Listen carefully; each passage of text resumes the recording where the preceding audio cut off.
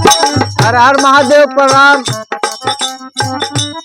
मकर संक्रांति के उपलक्ष्य में आप सभी श्रोतागण को हार्दिक शुभकामनाएं। भैया आप लोग के सामने एक गीत जात बा, अगर आप लोग के पसंद आई तो आप लोग हमारे चैनल गोधन म्यूजिक के आप लोग सपोर्ट करिए।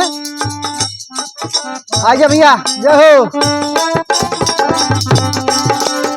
दाही चूड़ा खाई भैया खिचड़ी पर्व मनाई हो।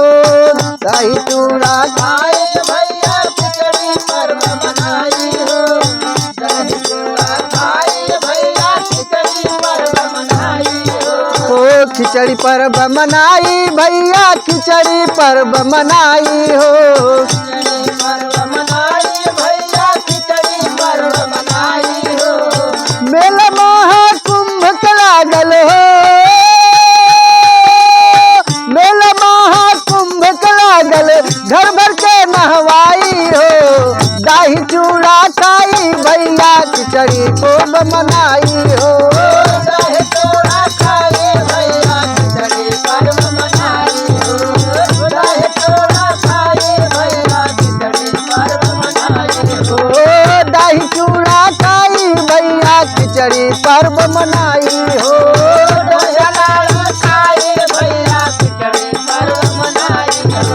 संत समागम संगम तट पर जीवन सफल बनाई हो। संत समागम संगम तट पर जीवन सफल बनाई हो। संत समागम संगम तट पर जीवन सफल बनाई हो। तीर्थराज प्रयाग में जाते हो।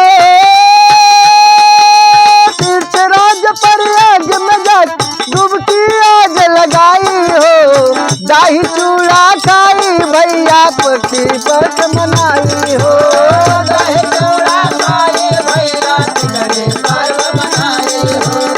दाही चूड़ा खाई भैया खिचड़ी पर्व मनाई हो। दाही चूड़ा खाई भई खिचड़ी पर्व मनाई हो। दाही चूड़ा खाई भैया खिचड़ी पर्व मनाई हो। ध्यान रहे जाड़ा पाला खुद के तनी बचाई हो। ध्यान रहे जाड़ा पाला से खुद के तनी बचाई हो। ध्यान रहे जाड़ा पाला से खुद के तनी बचाई हो। दान करी कुछ सीधा साधा हो। दान करी कुछ सीधा साधा मनवा धर्म निभाई हो। दाही चूड़ा खाई भैया खिचड़ी पर्व मनाई हो।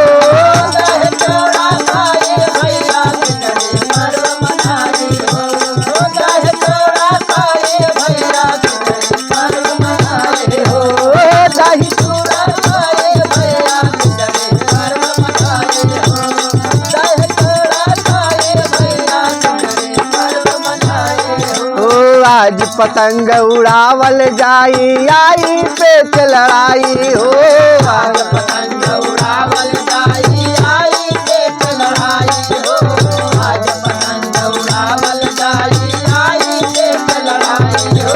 खतरनाक बात निज माजा हो। खतरनाक बात निज माजा एक जन अपनाई हो। दाही चूड़ा खाई भैया खिचड़ी पर्व मनाई हो। दाही चूड़ा खाई भैया खिचड़ी पर्व मनाई हो। दाही चूड़ा खाई भैया खिचड़ी पर्व मनाई हो। दाही चूड़ा खाई भैया खिचड़ी पर्व मनाई हो।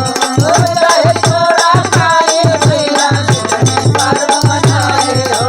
सूर्य सनातन धर्म ध्वजा के जग जग में फहराई हो। सूर्य सनातन धर्म ध्वजा के जग में फहराई हो। सूर्य सनातन धर्म ध्वजा जग में फहराई हो। राम नाम भैया तू लेला। राम नाम भैया तू लेला। ये तो जग गाई हो। दही चूड़ा खाई भई सभी खूब मनाई हो।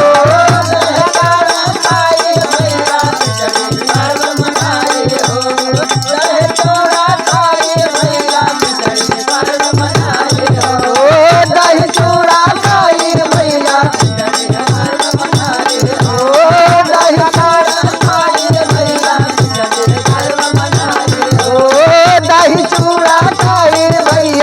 खिचड़ी खूब मनाई